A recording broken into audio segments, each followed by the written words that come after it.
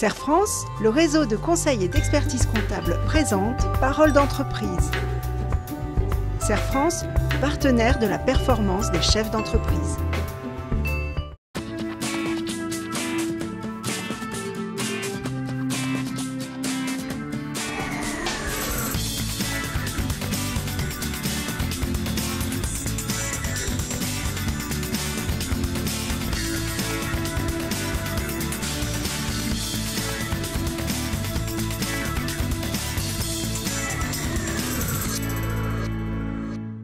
Tino SA, c'est une société d'aménagement intérieur.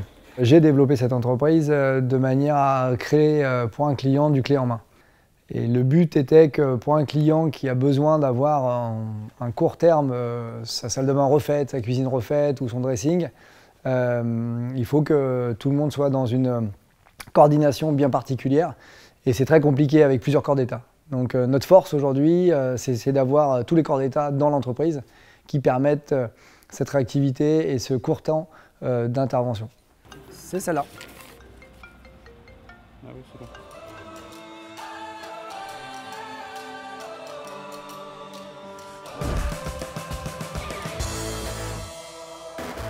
Tino SA, société artisanale, dès le départ dans la construction du mot, et en même temps société anonyme, jeu de mots qui a été constitué dès le départ pour le développement de l'entreprise, où j'avais à cœur à court terme de pouvoir faire des gros chantiers, et on avait nécessité de faire ce petit jeu de mots-là pour rassurer les gens.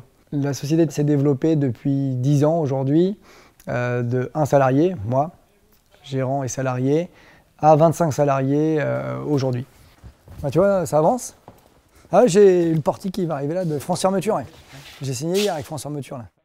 Tino SA s'est développée très rapidement. Elle est créée depuis 2007 et une croissance à 2 chiffres tous les ans, quasiment. On peut parler de modèle dans le sens où le dirigeant a toujours été en capacité de se remettre en question. Parallèlement à ça, il s'est toujours entouré des bonnes personnes au bon moment pour mener à bien ses projets. Aujourd'hui, ce qui est compliqué, c'est la gestion du personnel.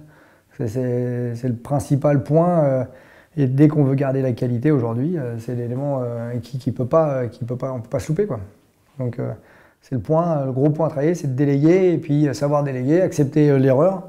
Mais la marge d'erreur aujourd'hui, elle est tellement minime vis-à-vis du personnel et vis-à-vis des clients que ouais, c'est une étape encore pas aboutie complètement pour moi là, mais on est en train de travailler dessus pour être au top du top.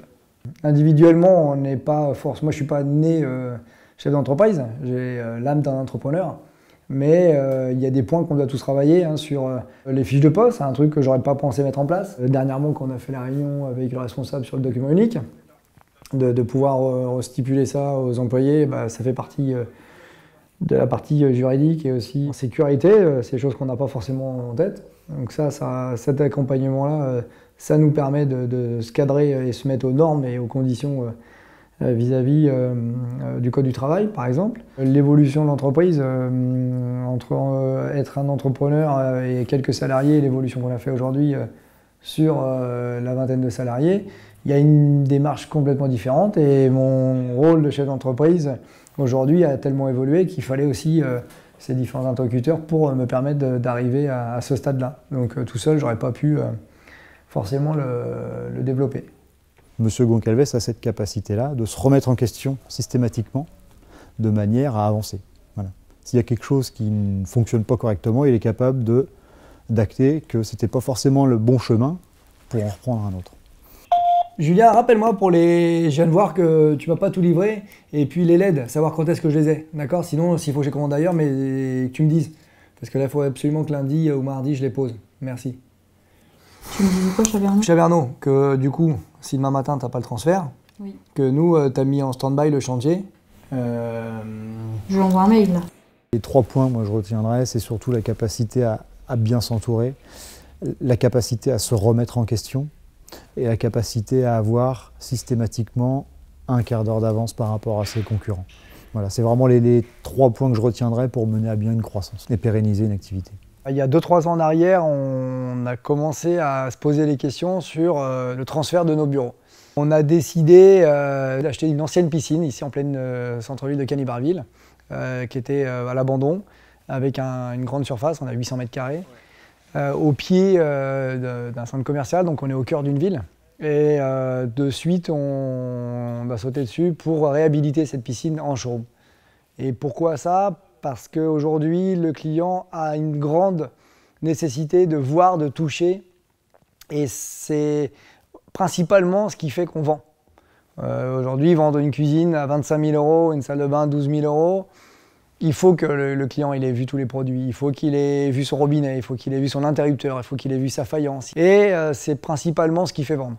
Pourquoi les gens ils vont chez Leroy Merlin, Castorama, ils arrivent, ils ouvrent, ils voient un truc, c'est peut-être pas la meilleure des qualités, mais ça vend. Ça vend énormément. Et aujourd'hui, nous, si on a les qualités des poseurs et on a l'évolution sur les nouveautés des produits, bah, c'est encore plus une force sur demain la fourniture et pose ou bien que la vente. C'est pour ça qu'on avait décidé de créer ce showroom et encore plus dans une ville qui aujourd'hui fait 20 ans que j'y habite et qui est le cœur du Pays de Caux.